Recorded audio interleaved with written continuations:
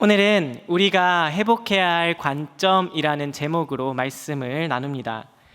오늘 본문인 사무엘상 30장 말씀을 이해하기 위해서는 앞부분의 상황을 이해할 필요가 있습니다. 다윗은 지금 블레셋 땅에 있습니다. 이상하지 않습니까? 블레셋은 이스라엘의 원수 나라입니다. 그런데 왜 다윗이 블레셋 땅에 있을까요? 다윗이 하나님의 관점을 잃어버렸기 때문입니다. 사울이 다윗을 지독히도 괴롭혔습니다. 사울은 최선을 다해서 다윗을 죽이려고 했습니다. 사울은 포기를 모르는 남자였습니다. 그런데 다윗이 죽었습니까? 안 죽었습니까? 안 죽었습니다. 왜일까요? 하나님께서 보호해 주셨기 때문입니다. 하나님께서 다윗과 함께 하셨습니다. 그러니 사울이 아무리 최선을 다해서 다윗을 죽이려고 해도 죽일 수가 없었던 것입니다. 하나님께서 다윗을 지키셨습니다. 하나님께서 광야라는 척박한 땅에서 다윗이 살아남을 수 있도록 필요한 모든 것들을 공급해 주셨습니다. 다윗은 이렇게 하나님께서 자신을 지키시고 보호하신다는 사실을 알고 있었고 믿고 있었습니다. 여호와는 나의 목자시니 내게 부족함이 없으리로다. 이것이 다윗의 믿음이었습니다. 하나님이여, 내 마음이 확정되었고 내 마음이 확정되었사오니 내가 노래하고 내가 찬송하리이다. 이것은 다윗이 사울을 피해서 굴에 있을 때 지은 시편입니다. 이처럼 다윗의 아름다운 시편들은 대부분 광야에서 작성된 시편들입니다. 다윗은 광야라는 그 비참한 현실을 바라보지 않고 하늘을 볼 줄 아는 사람이었습니다. 다윗에게는 세상의 관점이 아니라 하나님의 관점이 있었습니다. 그런데 그 다윗이 하나님의 관점을 잃어버렸습니다. 사무엘상 27장 1절 말씀을 같이 읽겠습니다. 시작. 다윗이 그 마음에 생각하기를 내가 후일에는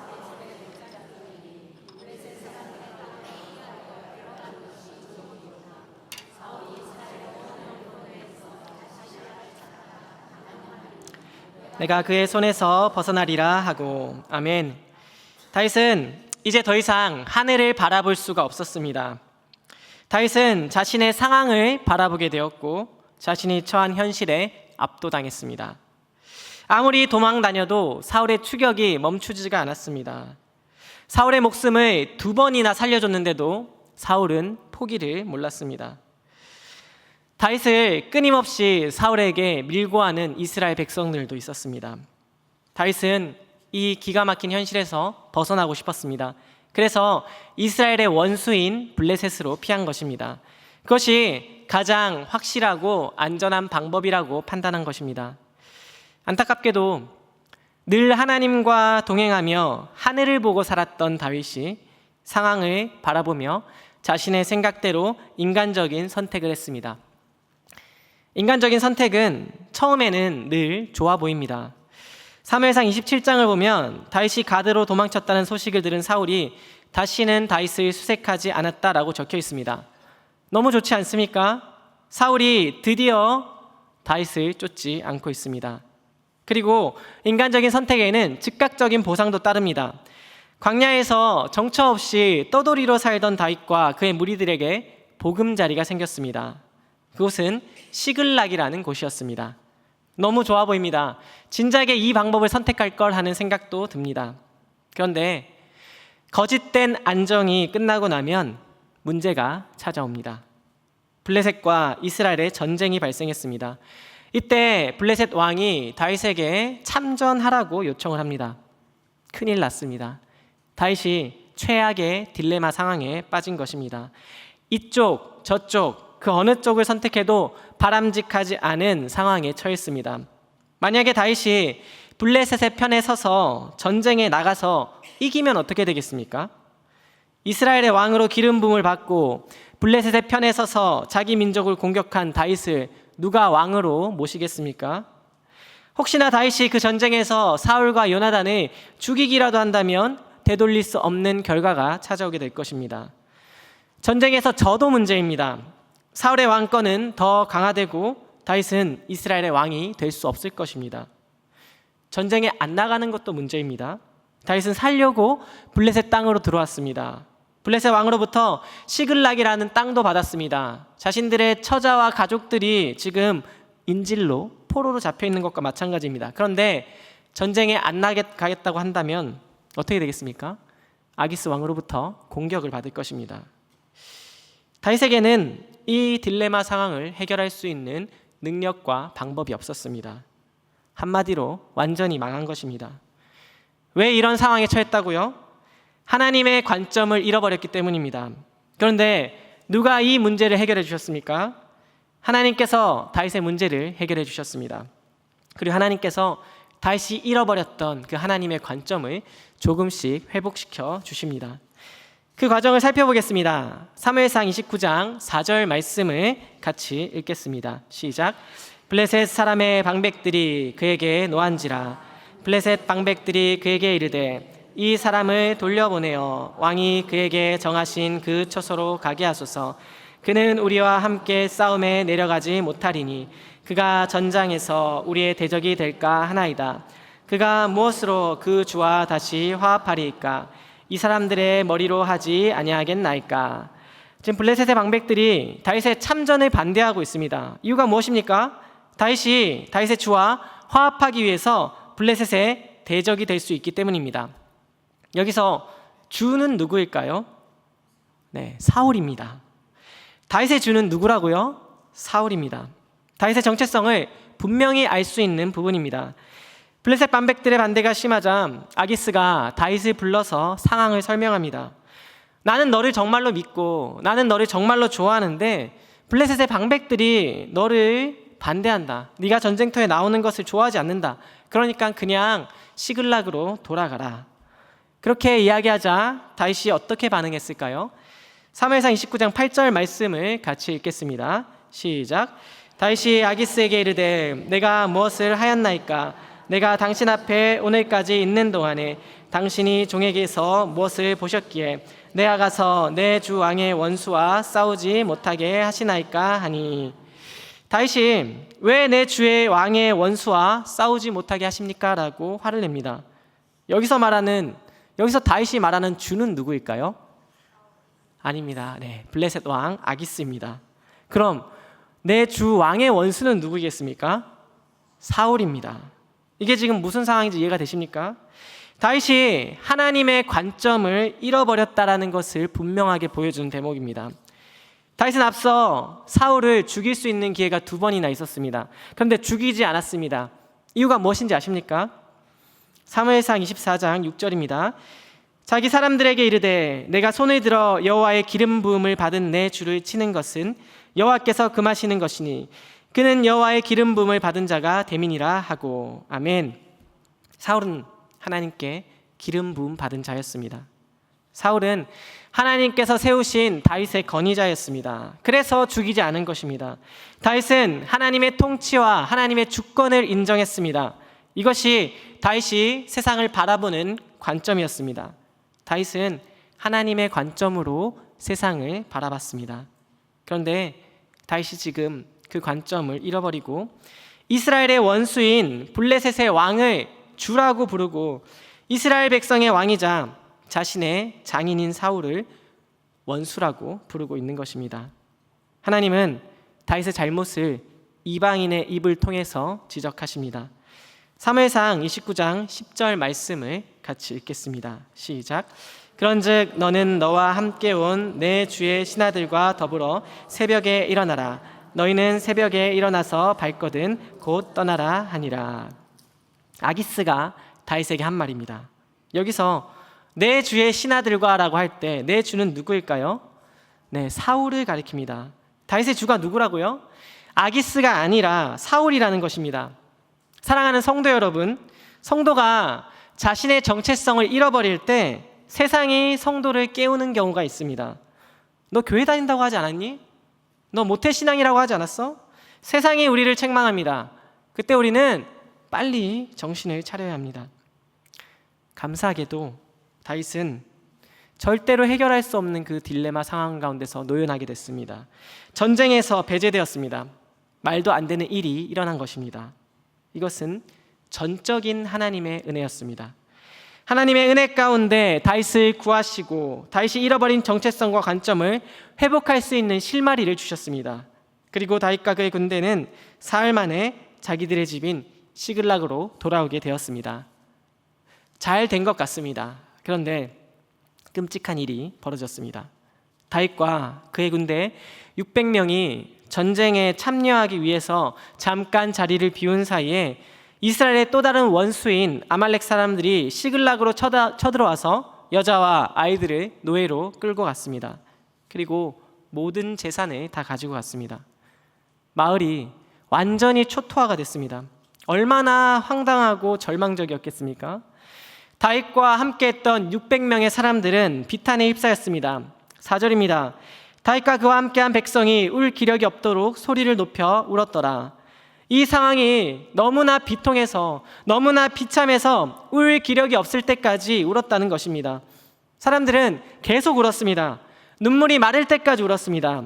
그런데 지치도록 목 놓아 울었던 사람들이 갑자기 돌을 들어서 다윗을 치려고 했습니다. 이 사태가 다윗 때문에 벌어졌다라고 생각했기 때문입니다. 참으로 서운한 일이지만 다윗에게는 할 말이 없었습니다.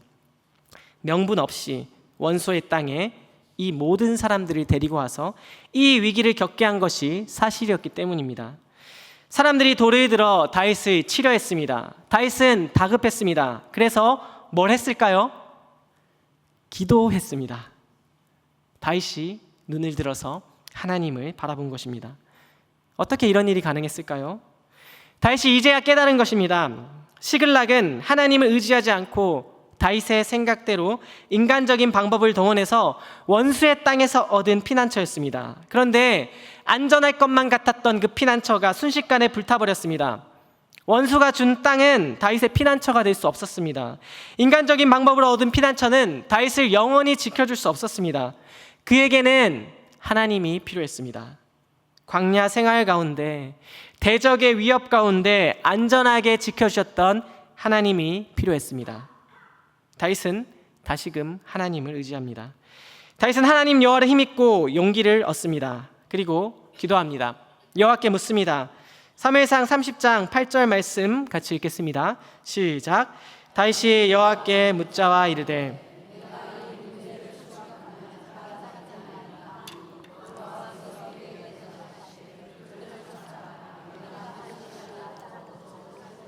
아멘. 너무도 감사하게도 하나님께서 따라잡는다고 말씀해 주셨습니다. 따라잡을 뿐만 아니라 잃어버린 것을 도로 찾을 것이다 라고 말씀해 주셨습니다. 이 말씀을 들은 다윗은 빼앗긴 아이와 여자들을 되찾아오기 위해서 길을 떠났습니다. 1절에 보면 이들이 사흘 길을 걸어서 시글락에 도착했다라고 적혀 있습니다. 전쟁터였던 아벡에서 시글락까지는 약 80km 거리였습니다. 사흘 동안 80km를 걸었기 때문에 몸은 지칠 대로 지쳤습니다. 또 폐허가 된 시글락의 모습을 보고 사람들이 사기가 꺾였습니다. 그리고 그 절망적인 상황 가운데서 울 기력이 없을 때까지 울었다라고 적혀 있습니다. 힘이 빠질 대로 빠진 상황이라는 것입니다. 그리고 다윗에 대한 불신도 있었을 것입니다. 기도하고 이제 사람들을 찾으러 가자. 대체 그 사람들이 어디 있는지 알고 찾으러 가는 것입니까? 그럼 찾으러 가면 만나면 이길 수는 있는 것입니까? 이런 의심도 있었을 것입니다. 이런 상태로 얼마나 갈 수 있겠습니까? 그들이 곧 지쳤습니다. 10절입니다. 곧 피곤하여 부솔 시내를 건너지 못하는 200명을 머물게 했고 다윗은 400명을 거느리고 쫓아가니라. 부솔 시내가 정확하게 어디인지 알 수 없지만 구약학자 송병헌 교수는 유다 남쪽 지역에 있는 가질의 시내였을 것이다 라고 추측을 합니다. 이 추정이 맞다면 시글락에서 부솔 시내까지의 거리는 25km 정도가 됩니다. 사흘 동안 80km를 걸어왔던 다윗의 군대가 쉬지도 못하고 다시 한번 25km의 강행군으로 달려왔다는 것입니다. 그곳에서 사람들이 지쳐버렸습니다. 200명의 사람들은 더 이상 걸음을 걸을 수 없을 만큼 탈진해버렸습니다. 그들은 이렇게 말했을 것입니다. 더 이상은 못 가겠습니다. 더 이상은 힘을 내지 못하겠습니다. 몸도 마음도 완전히 지쳐버렸습니다. 저는 더 이상 한 발짝도 움직일 수 없습니다. 안 그래도 힘든데 다 같이 으쌰으쌰 해도 갈까 말까 한 그 일인데 참으로 힘이 빠지는 상황 아닙니까? 이 사람들을 어떻게 해야 할까요?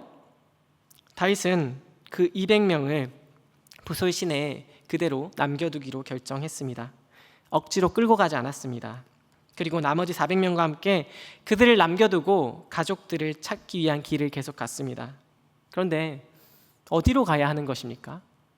다윗은 알지 못했습니다. 그냥 찾을 수 있다라는 그 말씀을 붙잡고 한 걸음을 더 내디딜 뿐입니다. 그렇게 하나님의 말씀을 붙잡고 길을 내딛던 다윗과 군대에게 신비한 일이 벌어졌습니다. 사무엘상 30장 11절 말씀을 같이 읽겠습니다. 시작. 무리가 들에서 애굽 사람 하나를 만나 그를 다윗에게로 데려다가 물을 마시게 하고, 다윗과 그의 무리들이 길을 가다가 굶주려 쓰러져 있는 애굽 사람을 만났습니다. 12절과 13절 말씀을 보면 그 애굽인은 사흘 동안 먹지도 못하고 마시지도 못했으며 병에 걸려 있었다라는 것을 알 수 있습니다. 한마디로 죽기 직전이었다라는 것입니다. 다윗은 병에 걸려서 죽기 직전이었던 사람을 내버려 둘 수가 없었습니다. 놀랍게도 다윗과 그의 군대는 버려진 애굽인을 발견하고 그를 극진히 돌봐주었습니다. 그들은 그에게 물과 음식, 무화과와 건포도를 주어 먹게 했습니다. 주어가는 애굽인의 목숨을 구해준 것입니다. 대체 왜 이러는 걸까요? 지금 누가 누구를 돌보는 것입니까? 오지랖도 이런 오지랖이 없습니다. 다윗과 그의 부하들은 삶의 터전이 폐허가 된 사람들입니다. 사랑하는 가족들을 모두 잃었습니다. 힘들게 모았던 재산을 모두 잃어버렸습니다. 방금까지 울다가 지쳐서 더 울 수 없을 정도로 울었던 사람들입니다. 몇십 킬로미터를 정처 없이 떠돌며 가족들을 찾고 있는 사람들입니다. 이들은 방금 전후 200명을 부솔 시내에 남겨두고 온 사람들입니다. 600명 다 가서 싸워도 이길까 말까한 이 전쟁에 3분의 1을 놔두고 400명이 싸우러 가고 있는 이 절망적인 상황 가운데 있는 사람들입니다. 그런데 누가 누구를 돌본다는 것입니까? 그런데 다윗은 그럼에도 불구하고 그 절망적인 순간 가운데서도 죽어가는 애굽인을 돌봤습니다. 왜 그랬을까요? 잃어버렸던 하나님의 관점을 회복했기 때문입니다. 다윗은 자신이 누구인지를 깨달았습니다. 자신의 정체성을 회복한 것입니다. 다윗은 하나님의 은혜로 사는 사람이었습니다. 이같이 너희 빛이 사람 앞에 비치게 하여 그들로 너희 착한 행실을 보고 하늘에 계신 너희 아버지께 영광을 돌리게 하라. 아멘. 하나님의 은혜를 제대로 경험한 사람은 하나님의 영광을 위해서 그 은혜를 흘려보내게 되어 있습니다. 비록 자신의 상황이 안 좋을지라도, 자신의 상황이 절망적일지라도 은혜를 흘려보내게 되어 있습니다. 다윗은 지금 하나님의 은혜가 아니면 살 수 없는 그 불쌍한 애굽인에게 하나님의 은혜를 흘려보내고 있는 것입니다. 대가를 바라고 한 행동은 아니었습니다. 그런데 정말 놀랍게도 그 애굽 사람이 하필 아말렉의 종이었던 사람이었습니다. 이 애굽 사람은 시글락을 불살하는 그 현장에 함께 있었던 아말렉인의 종이었습니다. 이 애굽인은 아말렉 사람들이 지금 어디에 있는지 정확하게 아는 사람이었습니다. 다윗이 알고 도와준 게 아닙니다. 도와줬더니 하필 그 사람이 아말렉 군대 위치를 알고 있는 사람이었습니다. 우연일까요? 세상 사람들은 우연이라고 말하겠지만 이것은 하나님의 섭리였습니다. 다윗에게 은혜를 베푸셨던 하나님께서 다윗에게 감동을 주시고 애굽인을 돕게 하시고 그 애굽인으로부터 아말렉 사람들의 위치를 알 수 있게 하셨습니다. 다윗으로부터 은혜를 입은 애굽인은 다윗과 다윗의 군대를 인도했습니다. 다윗과 그의 군대는 이 애굽인의 인도로 인해 아말렉 군인들의 진영을 찾아갈 수 있었습니다. 16절입니다. 그가 다윗을 인도하여 내려가니 그들이 온 땅에 편만하여 블레셋 사람들의 땅과 유다 땅에서 크게 약탈하였으므로 말미암아 먹고 마시며 춤추는지라. 아말렉인들은 승리의 축제를 벌이고 있었습니다. 그들은 다윗이 자신을 찾아올 것이라는 생각을 전혀 하지 못했습니다. 그들을 거쳐가 시글락과 멀리 떨어져 있었기 때문입니다. 잔치는 최고조에 달해 있었습니다. 아말렉인들은 먹고 마시고 춤추며 야단법석이었습니다. 그 잔치는 시글락과 다른 곳에서 약탈해온 음식과 음료를 가지고 벌이는 잔치였습니다. 당연히 보초도 없었을 것입니다. 다윗은 흥청망청 취해서 놀고 있는 아말렉인들을 손쉽게 제압할 수 있었습니다. 새벽에 기습을 해서 다음날 저녁까지 그들을 공격했습니다. 아말렉은 처참하게 패배했습니다. 낙타를 타고 도망한 소년 400명 외에는 다윗의 공격을 피한 사람이 없었습니다. 다윗과 동료들은 모든 것을 완벽하게 되찾았습니다. 한 사람의 아내도 한 사람의 아이도 잃어버리지 않았습니다. 빼앗긴 물건을 모두 되찾았습니다. 뿐만 아니라 아말렉인들이 다른 마을에서 열심히 모았던 노략물까지 다 얻게 되었습니다. 모든 사람과 모든 물건을 되찾은 다윗과 부하들은 의기양양하게 돌아갔습니다. 불과 얼마 전까지만 해도 풀이 죽고 비탄해졌고 분노에 찼던 사람들이 이제는 기쁨에 겨워서 제정신이 아니게 되었습니다.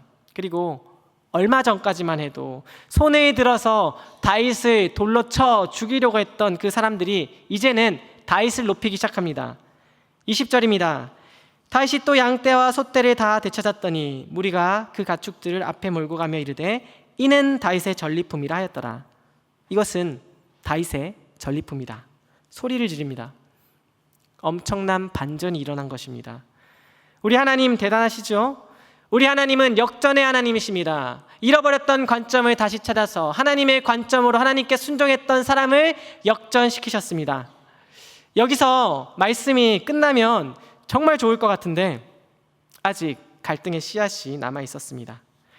부솔신의 기억나십니까? 더는 못 가겠습니다. 포기하고 남아 있었던 200명의 사람들이 있는 땅이 부솔시내입니다.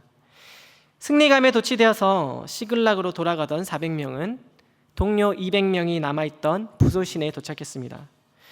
너무 탈진한 나머지 중도에 낙오된 200명이 그동안 뭘 하고 있었을까요? 가족과 재산을 잃은 슬픔에 비통해하며 시내에서 발이나 담그고 있었을 것입니다. 용감하게 다윗을 따라간 400명처럼 다윗을 따라가지 못한 것에 대한 죄책감을 느끼며 짐이나 지키고 있었을 것입니다. 어차피 다윗을 따라가봤자 아말렉 사람들을 찾지 못했을 것이고 가족들도 되찾지 못했을 거다 스스로 정당화하는 사람도 있었을 것입니다. 어쨌든 그들은 무기력한 모습으로 부솔 시내에 남아있어야 했습니다. 그런데 기대도 안 했던 다윗이 승리하고 돌아왔습니다. 그것도 가족들을 모두 데리고 돌아왔습니다. 부솔 시내에 남아있던 사람들은 가족들과 감격스러운 상봉을 했습니다. 그들은 가족들을 껴안고 눈물에 입맞추며 동료들이 거둔 승리를 함께 기뻐했습니다. 그런데 문제가 있었습니다. 문제가 뭘까요? 전쟁에서 얻은 전리품, 이 재산을 어떻게 할 것이냐라는 문제였습니다. 전쟁의 승리로 아말렉이 지금까지 약탈한 모든 물건을 빼앗아 왔으니 전리품이 상당했을 것입니다. 승리한 400명 중에는 이 부솔 시내에 남아 있었던 나약한 동료들과 이 물건들을 나누기를 싫어하는 사람들이 있었습니다. 일은 하지도 않고 그 일에 대한 혜택을 똑같이 받으려고 하는 자들에게 이것은 잘못됐다라고 말하는 것입니다. 전쟁에 참여하지 않았던 비겁한 자들에게는 아내와 아이들을 되찾아 준 것만으로도 과분하다는 것입니다. 낙오자들에게 더 이상 아무것도 줄 수 없다는 것이 그들의 입장이었습니다. 또다시 갈등이 생길 조짐이 발생했습니다. 바로 그때 다윗이 나섰습니다. 이것이 오늘 말씀의 절정입니다. 다윗은 부솔 시내에서 터진 문제에 적극적으로 개입했습니다. 그리고 다윗의 결정은 그야말로 복음 그 자체였습니다. 다윗은 이렇게 판결 내립니다. 사무엘상 30장 23절과 24절 말씀 같이 읽겠습니다. 시작. 다윗이 이르되 나의 형제들아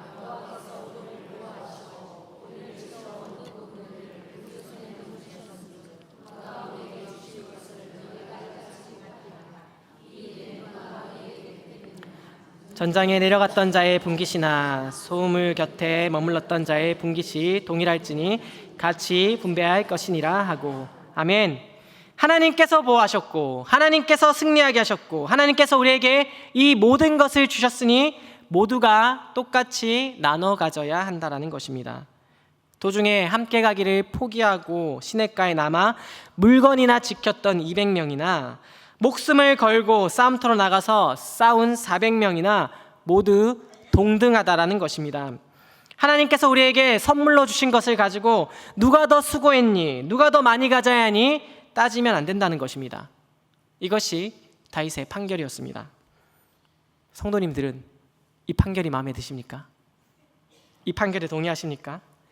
우리 마음에 걸리는 것이 있지 않습니까? 일한 만큼 받는 것, 열심히 한 사람이 더 많이 가지는 것, 당연한 일 아닙니까? 그것이 세상의 이치입니다. 그것이 우리가 생각하는 정의입니다. 우리 대부분은 목숨을 걸고 아말렉과 싸워 승리한 400명이 더 많이 가지고 비겁하게 무기력하게 남아서 싸움을 포기한 그 200명은 아무것도 가지지 않는 것이 합당하다고, 정의롭다고 생각할 것입니다. 그런데 오늘 성경이 무엇이라고 말하고 있습니까? 사무엘상 30장 22절을 보십시오. 다윗과 함께 갔던 자들 가운데 악한 자와 불량배들이 다 이르되 그들이 우리와 함께 가지 아니하였은즉 우리가 도로 찾은 물건은 무엇이든지 그들에게 주지 말고 각자의 처자만 데리고 떠나가게 하라 하는지라. 성경은 공정한 분배를 요구했던 주동자들을 악한 자들 그리고 불량배들이라고 이야기하고 있습니다. 이해가 되십니까? 아니, 그저 상식적인 정의, 당연한 것을 요구했을 뿐인데 불량배, 악한 자라는 소리를 들을 건 또 뭐냐, 너무 심한 것 같다 생각하실 수도 있습니다. 그러나 우리는 성경이 왜 이들을 이렇게 평가하는지 알아야 합니다. 우리는 이들이 누구인지, 이들이 본래 어떤 사람인지를 한번 생각해 보아야 합니다. 이들은 내세울 수 있는 것이 하나도 없었던 사람들이었습니다. 사무엘상 22장 1절 2절 말씀 같이 읽겠습니다. 시작. 그러므로 다윗이 그곳을 떠나 아둘람 굴로 도망하며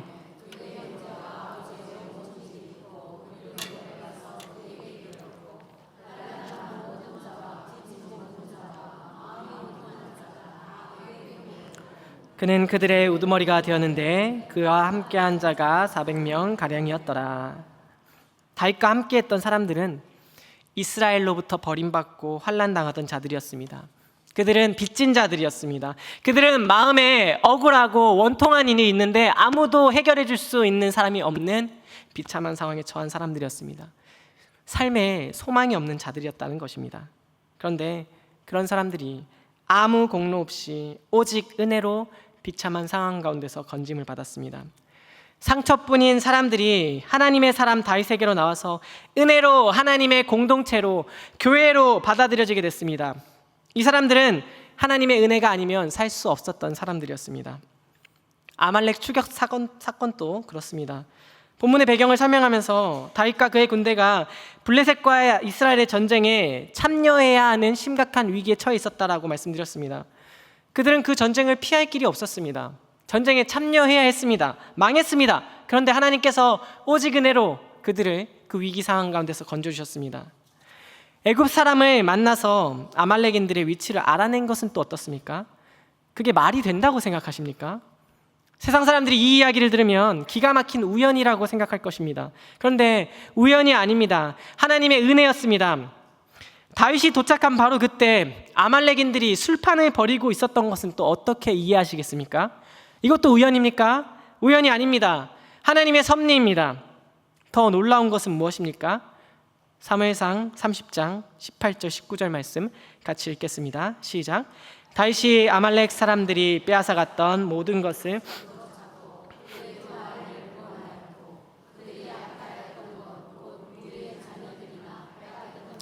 크고 작은 것을 막론하고 아무것도 잃은 것이 없이 모두 다윗이 도로 찾아왔고. 아멘. 아무것도 잃은 것이 없이, 아무것도 잃은 것이 없이 아말렉인에게 뺏겼던 모든 것을 되찾았습니다. 재산만 되찾은 게 아니라 사람도, 한 사람도 빠짐없이 모두 되찾았습니다. 아무도 안 죽었습니다. 아무도 안 다쳤습니다. 이게 말이 된다고 생각하십니까? 600명의 용사가 있었습니다. 그의 가족들은 몇 명이나 됐겠습니까? 약탈을 했는데 집이 폐허가 됐는데 그 수많은 가족 중에서 아무도 다치지 않고 아무것도 잃지 않고 다 살아있고 다 찾아왔다는 것이 이게 우연이겠습니까? 하나님께서 돌보신 것입니다. 하나님의 은혜입니다. 지금까지 그들이 경험했던 모든 것들은, 지금까지 그들이 지나왔던 모든 순간이 다 하나님의 은혜였습니다. 지금 이렇게 살아있는 것도 하나님의 은혜요, 가족들을 만날 수 있었던 것도 하나님의 은혜요, 재물을 얻을 수 있었던 것도 하나님의 은혜입니다. 그런데 그들이 어떻게 자기 노력에 합당한 몫을 이야기할 수가 있겠습니까? 어떻게 물건을 공정하게 나누자라는 이야기를 할 수가 있겠습니까? 하나님은 말도 안 되게 놀라운 은혜를 다윗과 그의 군대에게 베풀어 주셨습니다. 그러므로 그들 역시 말도 안 되는 놀라운 은혜를 흘려보내야 하는 것입니다. 이것이 다윗의 관점이었습니다. 이것이 하나님 나라의 원리였습니다. 그런데 일부 사람들이 그 은혜의 원리를 따르지 않고 하나님의 관점으로 세상을 보지 않고 세상의 관점으로 내가 노력해서 얻은 이 귀한 물건을 저 게으르고 나태한 나약한 사람들과 나눌 수 없다, 저 겁쟁이들과 나눌 수 없다 말하고 있는 것입니다. 그러니 성경이 그 사람들을 가리켜서 악한 자와 불량배라고 부르는 것입니다. 교회 생활을 하다 보면 이런 생각이 많이 올라올 때가 있습니다. 내가 이 교회를 위해서 누구보다 더 수고했다. 모두가 교회를 떠날 때 내가 이 교회를 지켰고, 아무도 교회를 위해서 봉사하지 않을 때 내가 교회를 위해서 수고했고, 시간과 헌신이 필요할 때 내가 제일 많이 수고했다. 나는 나약하게 남아서 부솔 시내에 남아서 짐이나 지키던 사람들과는 근본적으로 다른 사람들이다. 나는 한가하게 물에 발이나 담그고 있던 사람들과는 다른 대우를 받아야 한다. 이런 생각 말입니다. 저만 그런 생각을 하는 겁니까? 저만 특별히 나쁜 사람입니까? 우리는 죄성을 가지고 있는 인간이기 때문에 그런 생각이 불쑥불쑥 올라오는 것은 어쩔 수 없는 것 같습니다. 그런데 그 생각은 우리가 마땅히 해야 할 생각이 아닙니다. 이런 생각이 든다는 것은 우리가 하나님의 관점을 잃어버리고 세상의 관점에 매몰됐다라는 증거입니다. 우리는 하나님의 관점을 다시 회복해야 합니다. 이런 생각이 들 때마다 우리가 기억해야 할 것이 있습니다. 그것이 무엇입니까? 우리가 원래 어떤 사람이었냐는 것입니다. 우리는 원래 버림받은 사람들이었습니다. 환난당한 사람들이었습니다. 죄 때문에 영 죽었던 사람이었습니다. 하나님의 은혜가 아니었다면, 예수 그리스도가 아니었다면, 성도의 어머니인 교회가 아니었다면 이 세상에 살 수가 없는 사람들이었습니다. 그런 사람들이 아무 공로 없이 오직 은혜로 구원받았습니다. 그리고 제가 했다고 생각하는 모든 일들이 사실 주님이 아니면 할 수 없는 일들이었습니다. 오직 은혜로 구원받은 자가 오직 은혜로 할 수 있었던 일을 가지고 어떻게 정당한 소유권을 주장할 수가 있겠습니까? 하나님께서 전부 다 하신 일을 가지고 어떻게 감히 제 몫을 주십시오 요구할 수가 있겠습니까? 하나님의 선하심으로 인해 구원받은 자가 어찌 그 하나님의 선하심을 비난할 수가 있겠습니까? 우리는 모두 은혜로 구원받아 은혜로 주의 일을 하고 있습니다. 어제도 오늘도 마찬가지입니다. 우리가 애쓰고 있지만, 우리가 수고하고 있지만 하나님께서 놀라운 섭리 가운데 은혜를 베푸시고 우리를 지켜주시고 계신 것입니다. 이 일들에 대해서 우리의 소유권을 주장할 수가 없습니다. 오직 주의 은혜를 찬양할 뿐입니다. 사랑하는 성도 여러분, 인간이기 때문에 내가 한 노력에 대한 보상을 바라는 것은 어쩌면 자연스러운 일입니다. 우리 본성에 부합하는 일입니다. 하지만 그런 생각이 올라올 때마다 이 부소의 시내를 기억하시기를 바랍니다. 다윗이 선포했던 하나님의 나라의 원리를 기억하시기를 바랍니다. 다윗이 회복했던 하나님의 관점을 회복하시기를 바랍니다. 우리가 원래 어떤 사람이었는지를 기억하시기를 바랍니다. 그리고 다윗을 통해서 예수 그리스도를 바라보시기를 바랍니다. 다윗은 장차 오실 예수님의 예표였습니다. 예수님은 우리를 구원하기 위해서 인간이 되셨고 십자가를 지셨고 죽으셨고 부활하시고 승천하셨습니다. 이 구원의 역사를 위해서 우리가 한 게 뭐가 있습니까? 제가 한 게 뭐가 있습니까? 아무것도 없습니다. 만약에 예수님께서 구원을 위해서 내가 인간이 되었고 내가 십자가에 못 박혔고 내가 죽었고 내가 부활했고 내가 승천했는데 넌 구원을 위해서 아무것도 안 하지 않았느냐? 나 혼자 이 모든 것을 가질 거다라고 말한다면 우리가 무슨 할 말이 있겠습니까? 아무 할 말이 없습니다. 그런데 감사하게도 예수님께서 모든 것을 다 하시고 그 모든 유익을 우리가 누리게 하셨습니다. 믿기만 하면, 나를 믿기만 하면 구원받는다고 말씀하셨습니다. 우리는 이 은혜로 구원받았습니다. 오직 은혜로 구원받았습니다. 우리 삶에 은혜가 넘칩니다. 우리 삶에 은혜 아닌 것은 하나도 없습니다. 우리도 그 은혜를 흘려보내야 합니다. 이곳에 모이신 모든 성도님들은 오늘 말씀을 기억하고 세상의 관점이 아니라 하나님의 관점을 가지고 우리가 받은 은혜를 기억하며 하나님의 원리를 따라 은혜를 흘려보내는 복된 삶을 살 수 있으시기를 간절히 소망합니다.